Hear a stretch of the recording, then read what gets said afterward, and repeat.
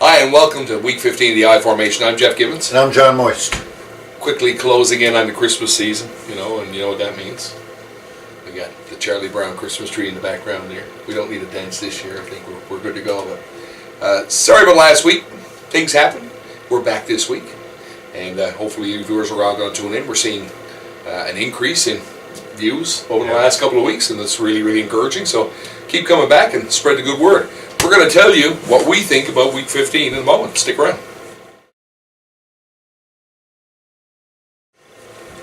Hi, welcome back to the I Formation. Now we're going to make our picks for week number 15, starting with tonight's Thursday night game between the Arizona Cardinals and the St. Louis Rams. Red hot St. Louis Rams, who are coming off back-to-back shutouts. They're putting points on the board, too. We've already both put our pick up this week for this game on the site because we knew we may not get there in time. So we're both picking the St. Louis Rams to beat the Arizona Cardinals. I've already gotten some flack back on some of our viewers on this already. Few disagreements out there. Well, that's it. I think this is going to be a close game, but at the end of the day, without Carson Palmer, I don't think this team the Arizona Cardinals are capable of producing a lot of points on a good day. Now they're up against that Rams defense at home, and we all know how St. Louis plays at home, don't we? Just great defensively. Yeah, so it's kind of hard to argue with back-to-back shutouts. Yeah. I see this close, but I think at the end of the day they win this by a touchdown. I'm going to go with a field goal. Very close. All right, man. Okay. Just hold the ball out there, Charlie Brown. All right. Next we got Oakland and Kansas City to play the Chiefs. Yeah, Oakland's been playing better as of late, and you can look for a decent game from their rookie running back, Murray. He's going to have a decent game in this one. But they are in Kansas City. Kansas City's playing for their lives, and at Arrowhead, I don't see Oakland even coming close. Yeah, it's a bad combination. Yeah. 10 points plus. Agreed. All right. Next, we got Miami going into Foxborough to play the New England Patriots. And again, I'm going against my Dolphins, simply on the fact that it's the New England Patriots. They're in Foxborough. I'll be very happy to lose this pick. Both of us. Yeah, it'll make this very murky, but at the end of the day, I just don't think the Dolphins got what it takes to go into Foxborough. They've been lukewarm when they needed to be hot, never got the job done. I think it's slipping away from them now. New England. Yeah, New England. By closer than we think. Touchdown, I think. Yeah, somewhere inside of 7 points. Next, we got Pittsburgh playing the Atlanta Falcons in Atlanta. We're both going with the Atlanta Falcons. Sorry, Graham. Yeah, another time. Give us another shot at Atlanta is at home, and they are playing for their division. At 5-8 now, they lead the division, which is kind of pathetic. They really need to do some realignment in the NFL next year. They're tied with the Hamilton Tiger Cats, I think. Yeah. God, they're not that bad. Yeah, I agreed. But I mean, this Atlanta Falcons team, like I said, put 37 points on the board against the Packers this week. They gave Green Bay all they could handle. Yeah. And their offense, I'm not sure what's going on with Jones in this one. I think that he will be playing, but that's not confirmed yet. He still is questionable. Coach says that he's going to be out there, so I think you'll see him. Another pick that I'd like to lose, but I'm going with Atlanta. Yeah, I think the Dirty Birds get it done at home. Yeah. It's close. Next we got Houston going into Indianapolis to play the Colts. It's going to be a good game. Yeah, I think so too.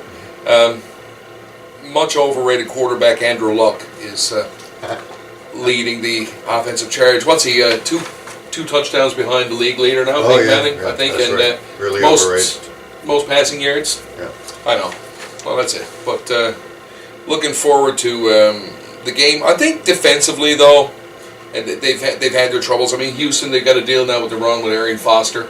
I think that they stay in this game, but at the end of the day, Lucas Oil, I think Andrew Luck and company pull away. Yeah. Look for a game maybe from T.Y. Hilton, right? And if I can go just back one game just for a second, Le'Veon Bell has gone for 600 yards in his last 3 games. So if Pittsburgh can control that game on the ground, they got a shot at Atlanta. Just one I forgot to mention about Bell. What are we playing, chess now? Like, I'm trying to stand the same pick now. Stay sorry, with me. everybody. All right, man. Yeah. Okay, so yeah, what he said. Yeah.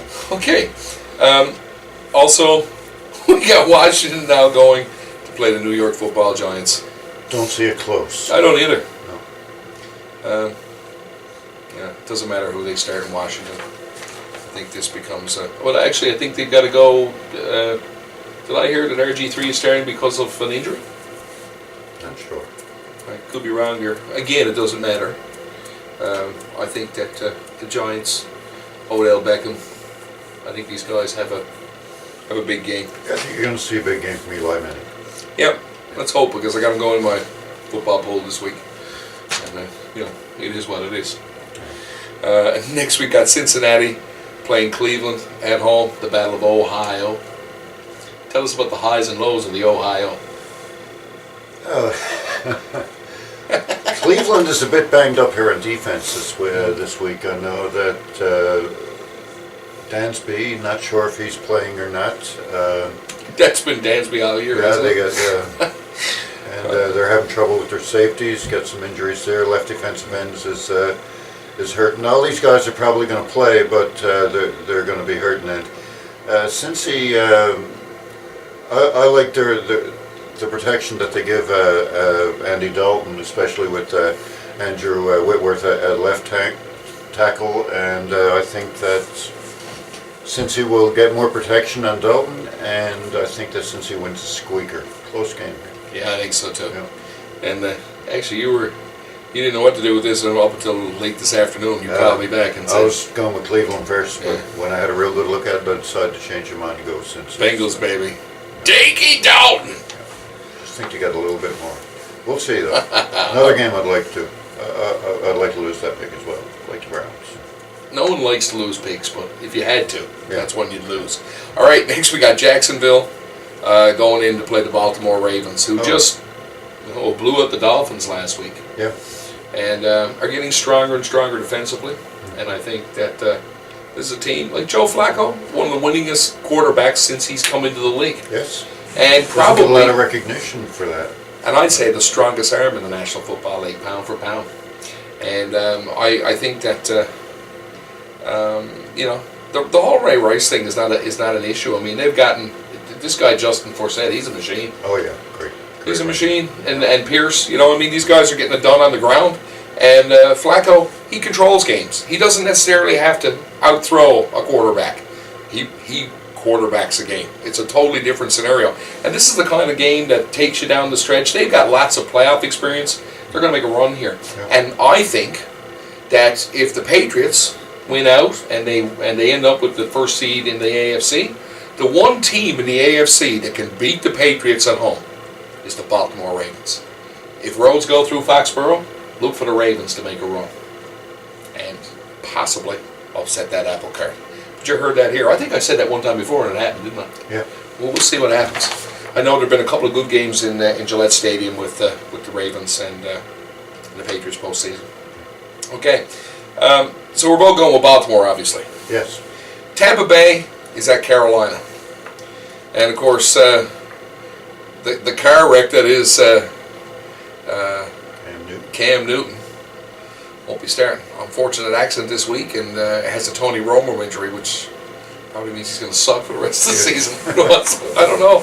They said the injury. That's right. Yeah, it's unfortunate. I mean, we make light of that, but he's out, and we don't know exactly how long that's going to take to heal. But so Carolina's another team that are really there in the hunt, and they're going to be playing real hard here. Now Tampa Bay is out of it. I know you're going with Tampa Bay on this one. We're disagreeing on this. Derek Anderson is throwing for Carolina. I think he's quite capable of getting the job done here. And I see Carolina winning by a touchdown. I just think late in the season, putting another quarterback in, Cam Newton is so much for this team. He's so much of this team. And I think with him out of the equation, you lose that mobility in the pocket. You lose that big scramble play, that bootleg, whatever it is that Cam Newton gives to that team. And I just think that Tampa Bay, will go in there and they'll play a good road game and they'll win this close. I think it's a close game one way or the other. I don't think either one of these teams are capable of putting a lot of points on the board. I think this is like a 17-13 game and Tampa Bay wins it close. Yeah, we'll see how it goes. Carolina in a low-scoring game. Okay. Next we got the high-flying Green Bay Packers going into Ralph Wilson to play the Buffalo Bills. Yeah, and Buffalo's been looking really good as of late this season. They've been a surprise for sure. I don't think they can handle Green Bay, though. What do you think? I don't think so either. I think this is, you know what, Buffalo may keep this close in the first half. I see Aaron Rodgers make the corrections, and just there's too many people there. Jordy Nelson, Randall Cobb, Eddie Lacy.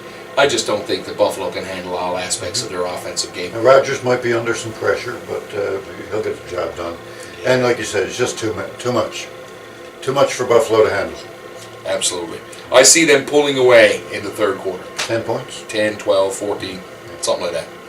Next, we got the New York Jets going into Tennessee to play the Titans. And the return of Chris Johnson. Yes, that's right. And I think Chris Johnson's going to run all over him, to tell you the truth. I think I could see him going for 100. I picked the Jets up in a defense in my fantasy league this week.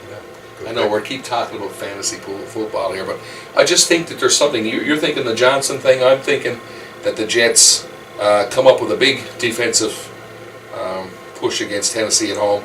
Tennessee's burned me several times this year, but I think that this is the Jets' week. I think they come up with a reasonable game. I think they're underestimated, and they win on the road. Touchdown. All right. Next, we got Denver going into San Diego. These are always good games. A real good game, actually. San Diego does have a shot here, but I liked Denver's offense. Too many weapons there. I think, did you say Julius Thomas was back this week? He is. Yeah. Look for him to get the ball in the end zone touches. Like I said, I don't know if he's 100%, but I think he's going to get action. And you know that he's one of Manning's favorite targets. Yeah, and I like the fact that C.J. Anderson had 3 touchdowns for the Broncos last week because they get that ground game going, which they need to do. They need to get the ground game going if they're going to have a shot at getting past New England. Yeah, they've definitely diversified their offense. Well, you take out Monte Ball, but you put that guy Anderson in, and he has gotten the job done. He had some big outings. He had a big outing against the Dolphins as well. Okay, next we got San Francisco going into Seattle, and one of those games over there in the NFC West that is going to really mean something in the next couple of weeks. Yeah, San Francisco just lost to Oakland. Yeah, you saw the picture I posted this week. Wow. Yeah, I think it was. It was an off ramp. It said Super Bowl this way, and it says 49ers exit here.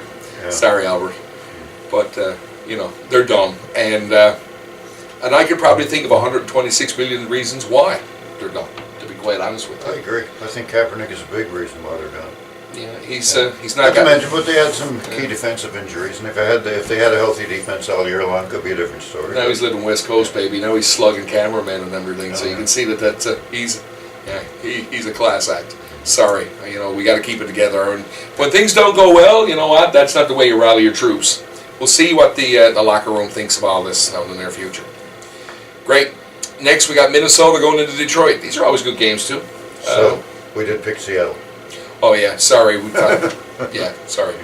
We did. Seattle big, actually, I think. Defensively, I think there were points off turnovers will be huge here. I think that they'll force turnovers, and I'm saying 14 points off turnovers.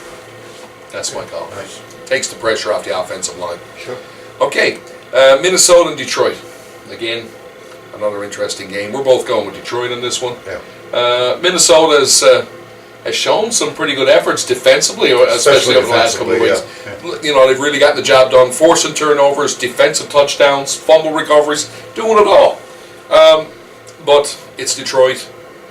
It's Calvin Johnson, and of course it's a mean defense. Yeah, that's right. Yeah, when they have a lot of players on their defensive line, you can't pronounce their names.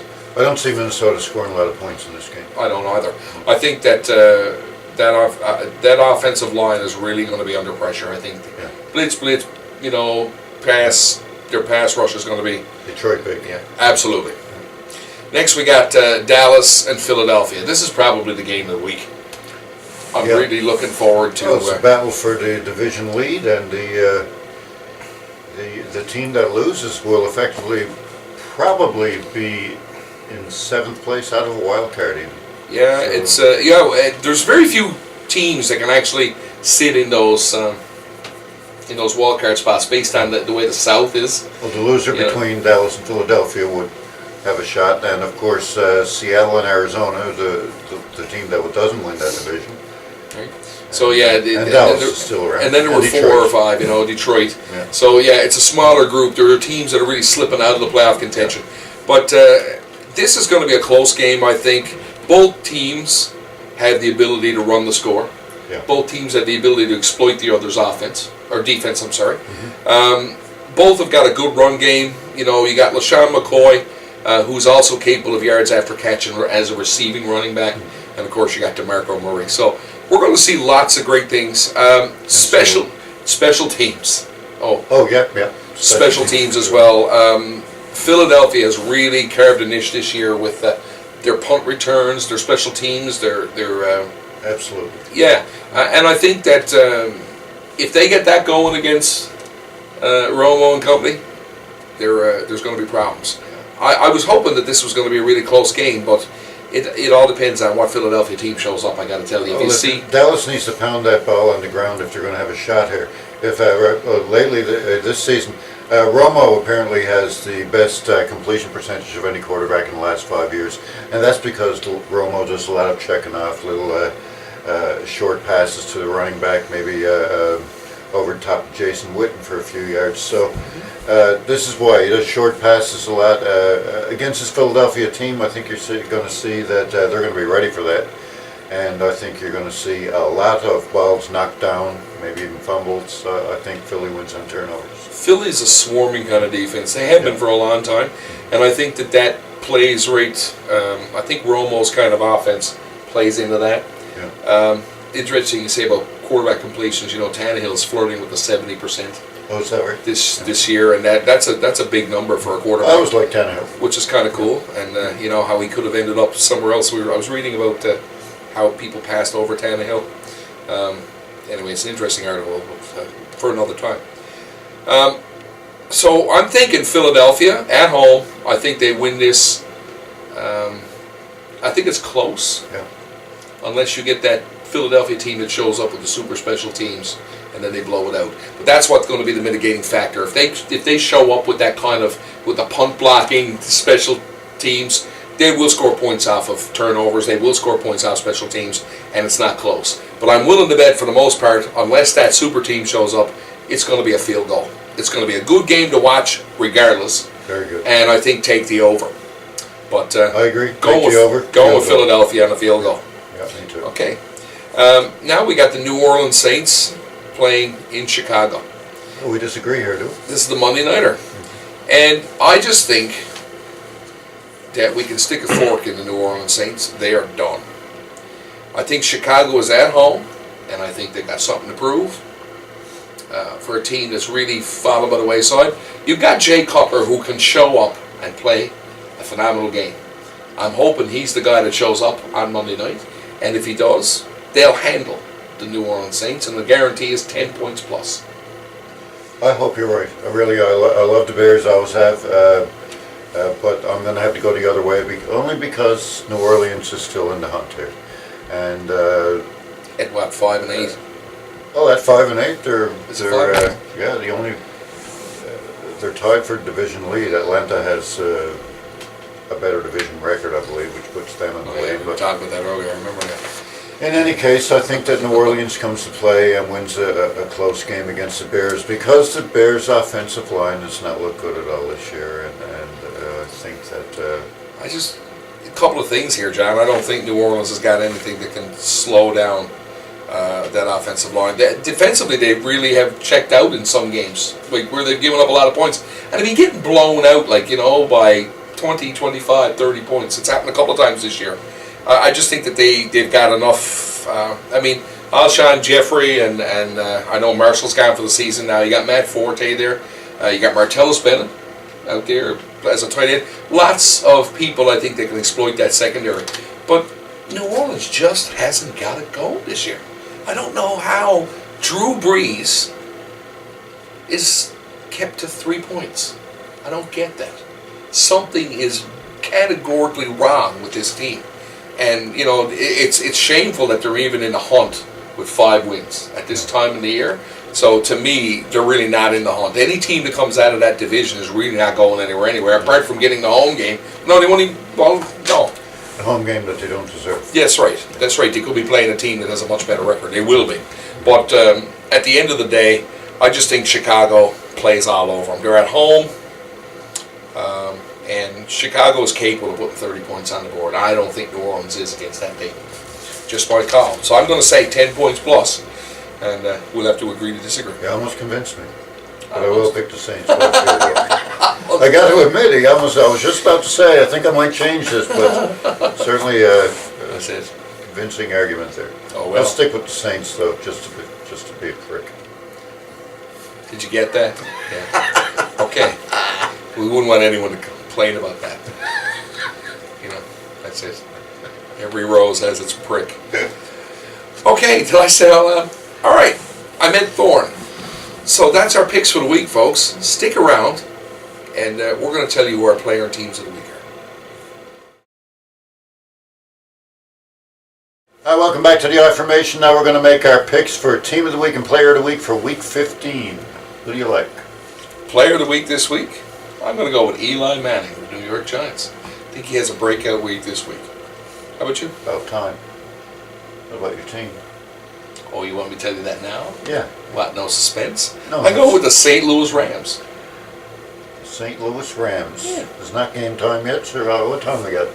Oh, yeah, that's right. I forgot. We're Yeah, good. we're good. We're good.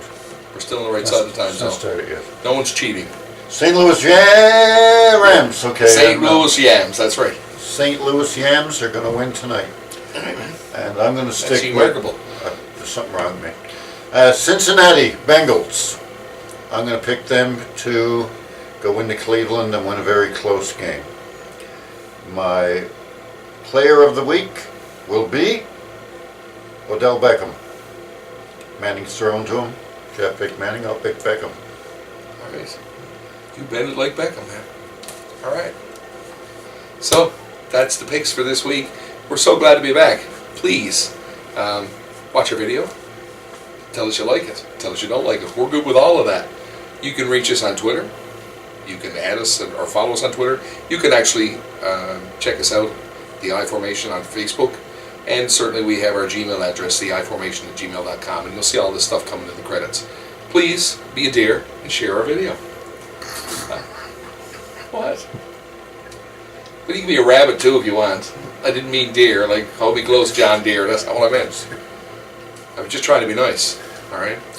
But at the end of the day, remember, when you're out enjoying those games on the weekend, don't do anything stupid. Don't drink and drive, right? Respect the game. That's everything I got to say this week, man. You got anything? Thanks for watching. Awesome. So until next week, it's good night for me. And it's good night from him. Have fun.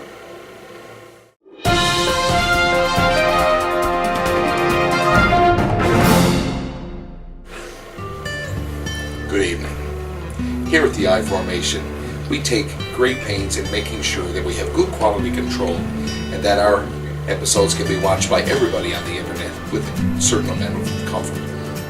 Tonight we'd like to apologize wholeheartedly for the use of the word prick. It is very important that everyone feel comfortable for watching our show, and we would like to apologize to anyone we may have offended inadvertently this evening. Thank you.